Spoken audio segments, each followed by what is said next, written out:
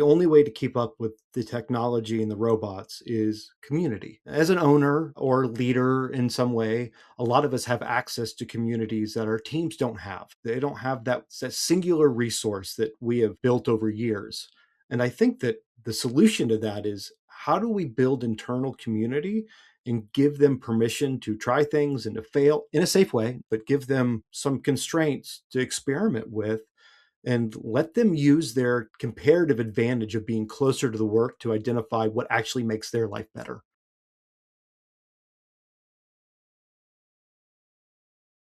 Hello, everybody. Welcome to today's special episode. The reason it's special is for two reasons. The first is we have a better Jody here. So I want to introduce Tom Wadelton, who's one of our CFOs and really a rock star in the agency space. So Tom, welcome to the show. I'm excited to have you on here.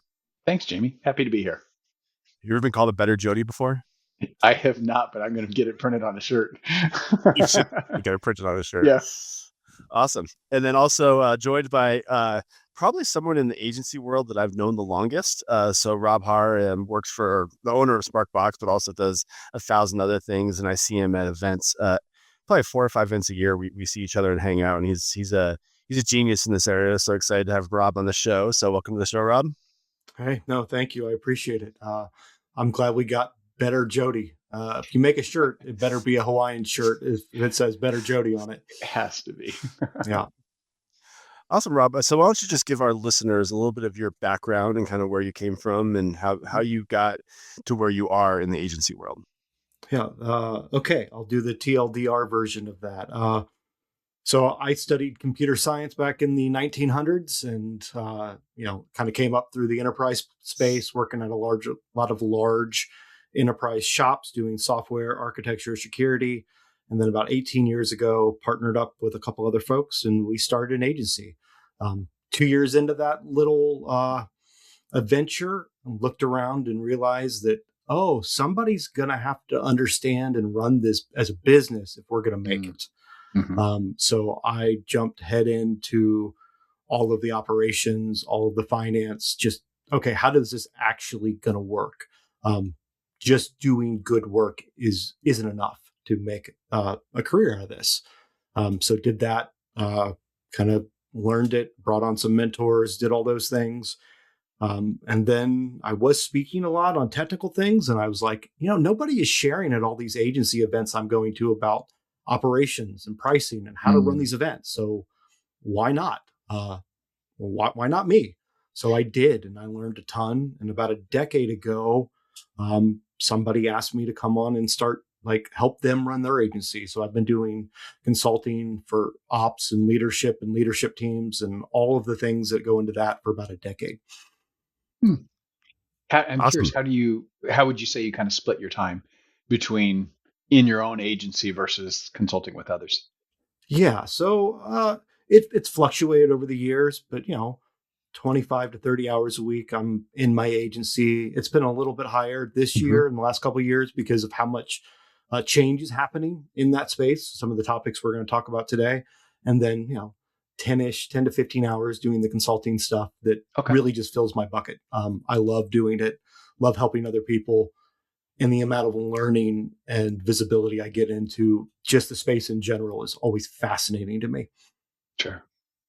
Yeah, there's definitely, when you bring someone like Rob on, there's a lot of topics we can go down. I think I've seen Rob talk about probably 10 different topics over the years, but the most recent presentation he did was actually, it wasn't even slides. He just had his computer up and he was showing us all the cool things he was doing with AI. And I think talking before we started recording, Rob made a really good point. It's that I think a lot of the owners who have a little bit more time and are passionate about this are really diving into the AI, but how do you make it a team sport? And so I think that's what we're going to talk about today. So Rob, you want to intro that topic a little bit and then tell us kind of your thoughts on it? Yeah, absolutely. I mean, I think that, AI is the third biggest revolution I've seen in my career. The first was the internet in 96. That was a big change for all of that. The second was the iPhone, and we're all walking around with fully functioning computers in our pockets. And the third is AI. And I don't know if we know exactly where all this is going yet, but this is definitely a revolutionary moment for both agencies and the tech space. And the trend that I'm seeing is not unlike the other two, where the agency owners are super excited and they think that this is the path forward. And I agree with them. I think that this is a giant part of what everybody is going to be doing, or at least have to be competent in. But I see the mistake that I see is they're excited, they have time, they're learning, and they're so far out in front of their teams that they're creating this gap. And I think that gap represents one of the largest risks for agencies around AI, is not having team momentum that they can actually get their team working together. Because the vast majority of agency owners that I work with and that I'm familiar with, they're not the ones doing delivery for their clients anymore. Yeah. Their teams are. And in the worst cases is they're out there selling things to clients that their teams can't deliver on. And that represents major risk that you can't do that long. And I think that's a problem. Yeah, that makes me think of the question I had right before you said that was, I'm curious, to what extent do you think these owners even realize that? Or do you think they're feeling like, well, I think everyone's jumping and experimenting with AI. They're all coming along. Do you feel like that's a blind spot, that how Uh, far ahead they are? I think it is a little bit of a blind spot, but I don't even think it's that. I think they're so excited that they don't realize all of the secondary impacts to their team. They don't realize what disturbing things they've done. We have been in the agency space. We're coming out of like almost a decade of like efficiency, like gains, where for the last decade, there hasn't been a ton of new tech and new expectations. We've been doing SEO, building of things and whatnot. So we found ourselves in this giant efficiency play where every year we got so focused on the numbers, measuring utilization, all the things that y'all talk about and I talk about a lot and was talking about, because that's what everybody was focused on. That I don't know that we've re-geared our businesses to be back in an innovation space and what it means to be experimental, to have waste a little bit of it, because you got to, but even change the minds and the hearts and minds of our team, that we've drilled in efficiency so much over the last decade that it's going to take a little bit of time to get them back into an innovation mindset. Yeah, I think it's that mindset that's the key. And especially with AI, like you mentioned, a couple other changes we've seen over our careers. But I think the thing about AI is it is probably the fastest moving of those three. Like, yeah, a new iPhone comes out every year, but the changes, I think, purposely are a little bit slow. But I think with AI, like, it is changing so fast. And I saw this. We just did a team retreat last week. And I think what I have the benefit of seeing, because I have that innovation mindset, and it's part of my job duties is to make sure our department's always innovating, as I'm constantly looking at what is the new capabilities of AI. But a lot of people are still using it like they were 18 months ago. They're still using it as a writing assistant, right? And they're using it as like, help me write my emails, help me do this. But a lot of the stuff we talked about when we were down in Florida is it's a lot more than that now. Like, one thing that you and Jay kept saying was like, just ask like, how do I do this? And how do I design it great, build a website, or how do I do this? And so I've made that move, but the team had not made that move yet. And so we were presenting to them a new tool we found that's called Basis, that we're doing a lot of our accounting on. And when the team's up there instructing, like, this is how it works, people are still seeing the AI bot that's tapped on top of Basis as a communication bot is helping them write. They weren't understanding that, like, yeah, if you want to create a report, you just ask it, like, how would I go about creating a report that does these three things? And like, their minds weren't there yet, because the technology is moving so fast. And so how do you take a group of worker bees that are really focused on, delivering product to client and getting them to think in that mindset of, this is a technology that's changing every day, and like something that wasn't available 3 months ago is probably available now. So how do you change their mindset and the way they work? I think the thing that is missing from a lot of our teams is the thing that we keep finding, Jamie, at these conferences, is the only way to keep up with the technology and the robots is community. And, like, as an owner or leader in some way, a lot of us have access to communities that our teams don't have. And I think that represents why they're not keeping up the same way. Is they don't have that singular resource that we have built over years. And I think that the solution to that is, how do we build internal community and give them permission to try things and to fail in a safe way, not just fail all over the Hmm. place or not leak data or do things that are unsafe, but give them, a some constraints to experiment with and let them use their comparative advantage of being closer to the work to identify what actually makes their life better. Like, I can't tell you how many owners that I've seen or talked to. They're like, look at this thing I built. I'm taking it to my team. And I'm like, well, did you know that that's a real problem your team has? And they're like, Hmm. well, this could be a whole new service line. And I'm like, that's cool. A whole new service line would be great eventually, but how are you going to have a whole new service line based on AI when your team's not using it for the stuff they're already trying to do? Like, Sure. step one is using tomorrow's tech to solve yesterday's problems. That's where everybody starts. They start with what they know, they get more efficient, and then their eyes open to what other things are possible. You can't skip that step. Yeah. Tom, I'm going So to throw then, this. Tom, let me throw the next question to you because I'm okay. very curious about this because you mentioned community, and I think that's a really good idea. What we did at our retreat last week was we actually kind of created mini communities and had them each work on their what solution can they solve with AI. And so I was not part of the groups because I was hosting the retreat, but I'm curious, Tom, like, did you see the fact that we threw it into groups and had them talk about as a community or as a small community, like the things that would make us better and how to use AI to do it? Do you think that was effective? And one way that this could be done within the agency world? Yes, I do think it was effective. We had a diverse group of roles. So, Rob, we had maybe 60 people there. And we divided into 4 teams. And across those teams, it was kind of every role that we have. I think that worked pretty quickly, Jamie. One thing we talked about when we threw out ideas was what problem are we trying to solve and trying to do this and how would it work? And I think that was also fairly effective. It's interesting. You and I are going to a meeting later with the team of CFOs and controllers. And that was one of the topics of how would we really implement these? Because we got pretty excited about our ideas. So, For Rob, sure. I'd be curious in your thoughts on that approach, but it was a chance where we were trying to solve today's problems that the team sees using AI. I think that's the best way, right? Like, because humans in our teams are so busy, they have to deliver things to our clients who are paying the bills. Hmm. And if they don't see value pretty quickly, they will give up, right? And, Yeah. we're already fighting so many different things with AI, right? Like, there is real fear, there is replacement, people worried about it. There's all kinds of other, like, really basic human things going on with this tech that don't apply to the other big changes we've seen that we're already doing. We can't add another hurdle to it. So, Yeah.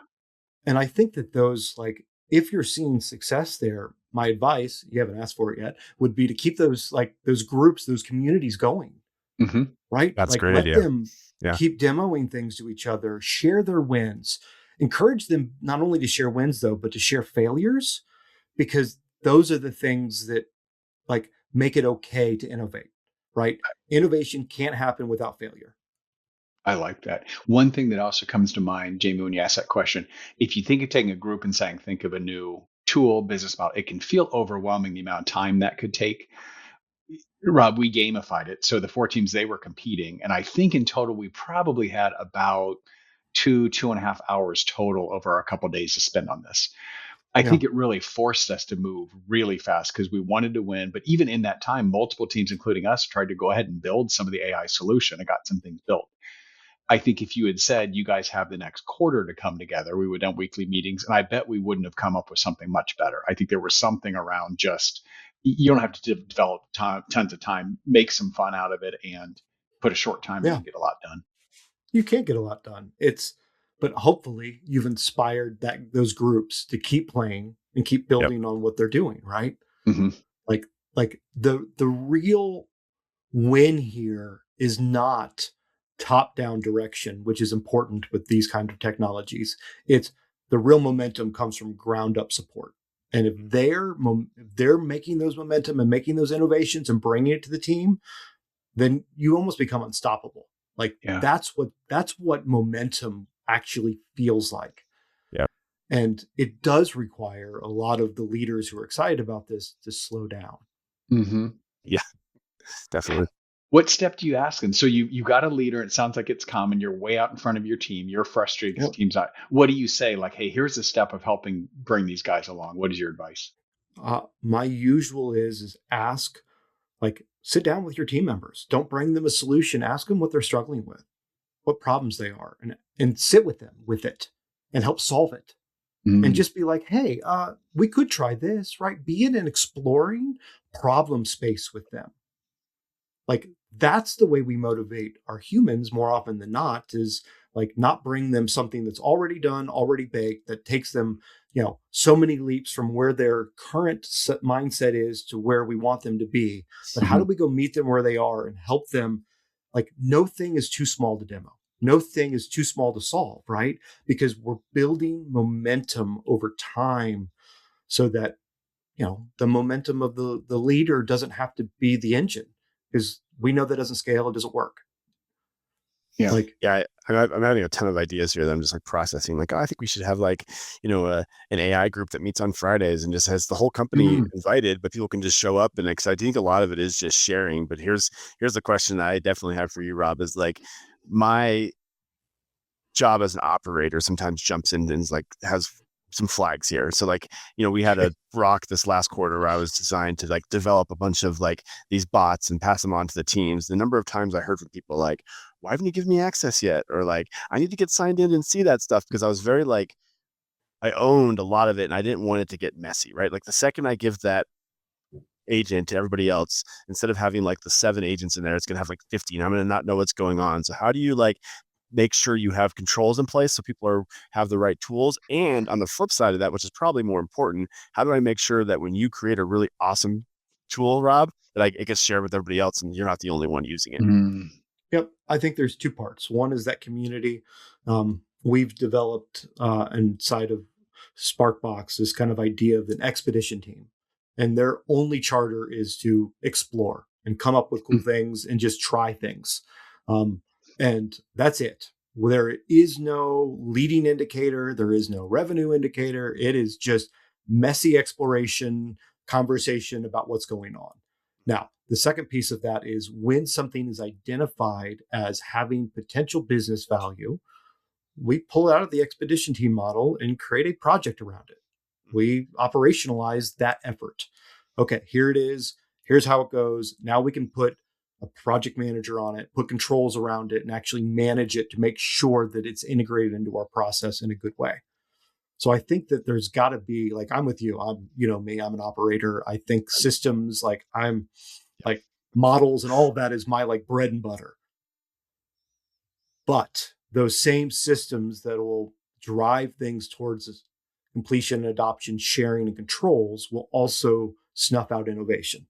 Yep, So, definitely. how do we have the appropriate space for each of those activities to happen, so that, we get the momentum we want, right? Like, when you put controls and measurements on everything, innovation just it suffers, right? Creativity goes mhm. down. Like, there's books written about this topic. This isn't just Rob's theory on whatever. There's like a whole bunch of literature about how to, like, have creativity, and it requires dead space and permission to be wrong. Hmm. Definitely. Yeah. Do you like Jamie's idea? The once a week Oh, yeah, I expedition do. kind of That's thing? It that's sounds what really that's what we cool. do. Yeah, Yeah. that's what we do. We have it's an hour. There is core team members. There is somebody who runs it for us. One of the lessons learned there is the person who runs it, I don't think should have a leadership title. I think they should be an IC, because that's the ground up we're trying to get. I almost always go to our expedition team and I share things, but I am just a participant. Yeah, that's a good idea. That's a really good idea. How much are you seeing then on the AI side business model changes, right? Especially like in software development that you're doing. A lot of people are saying, if I can do it so much faster, everyone wants a cheaper price. And if I'm built on effort turns into revenue, this is Yep. difficult. I have to change. How much are you seeing like this changes the whole business model? I think it has the potential to. I don't think we're there yet. Hmm. At that conference Jamie and I were at down in Florida, somebody who had a bunch of research had the finding that at this point, most of our clients don't care about AI. They have hired us to deliver results. And what they don't want is us being distracted by AI or making AI the main point of what we're delivering. They're paying us to get new leads, new websites, some deliverable that they're already paying for. And I think that until that flips, we won't see the downward pressure necessarily all the way on price. And I'm not exactly sure where all of that is going. Like, does it mean that there could be more value pricing in our future or whatever? Yes. There are some people that the argument I've heard is, well, the value is not going to change, right? Like you shouldn't be a component of your time or input or all that. And I think that ignores the market pressure that we're going to see.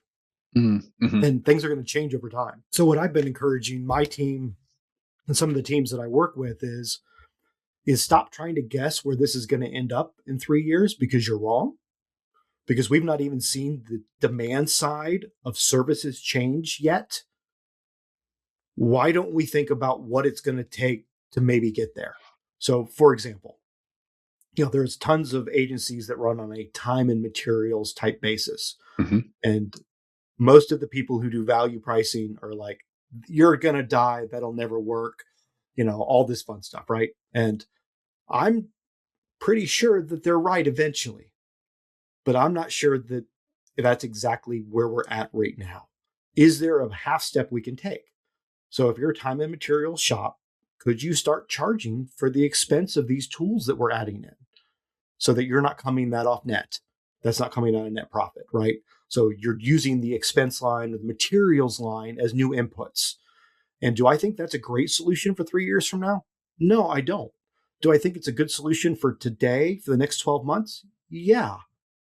If you could charge those things back or get your costs covered, then that's profit you're not going to leak while the industry figures out what the next move is. Yeah. You're reminding me of a quote that I think was Bill Gates when he was talking about the internet launching, but it was, we will significantly overestimate the change impact in the short term and underestimate the long term. And especially internet, definitely people are like, hey, within 6 months, everyone's going to buy everything they ever used on that. We are wrong, but man, 15 years later, significant changes we never would have thought of. Yeah. So we just don't know. And there's anybody who says they know exactly where things are going. I'm a skeptic on that. I think it'll change. It's just like, when the iPhone came out, right? Everybody said oh, there's no way that I will buy anything on the iPhone. I won't transact here. I'll go to my desktop to do transactions and pay for things. Man, I tell you what, that Apple Pay button where I double click and things get shipped to me automatically is like my kryptonite at this point. Yeah. Love it. Yeah, no, it's definitely it's crazy. It's going to be, and it's like I said, it's going so fast. And the way we talk about it now is like a year ago, what we were talking about is way different than we're talking about now. I'd like to add you into the game here, Rob. And so so Tom said, we gamified our idea, and I'm going to have you talk about, and just so you know, the way we did it is I'm a huge Survivor guy. So the whole theme of our retreat was Survivor. And so what each group was able to do is they presented their idea to the other tribes, and then people voted for which one was the best. And so what I want to do is flip that a little bit. And I want you to present an idea that you've done over the last year, the coolest AI thing that Sparkbox has done or someone you've consulted with has done when it comes to AI. And you have a couple minutes to talk about what the problem was, what the solution was, and how it's working. And then Tom might get to vote you on or off the island. So that's how we're going to do this. So Tom is going to be your judge here. So I'm the tribal council. Yeah. All right. Let me think here. Let me set a little bit of context that there's 3 different ways that agencies use AI, right? The first being operational efficiency, the second being on delivering work product, and the third being, when you actually put AI into your work product where the clients can touch it. Okay. Yep. That, and then you could add a fourth, consulting services, but that's really only one of the other 3 in my opinion. So there's 3 things, right? The coolest thing that I've built that I'm allowed to talk about is the interesting wrinkle here. NDAs and contracts and confidentiality things exist.